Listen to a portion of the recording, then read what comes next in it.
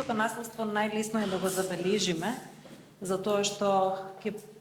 остави некоја трага, некоја модринка, рана, гребаница кај децата, скината облека можеби и децата го манифестираат тоа, значи кога ги боли на тој начин, кога имаат физичка болка, тоа побрзо ќе го кажат. Меѓутоа, психичкото насилство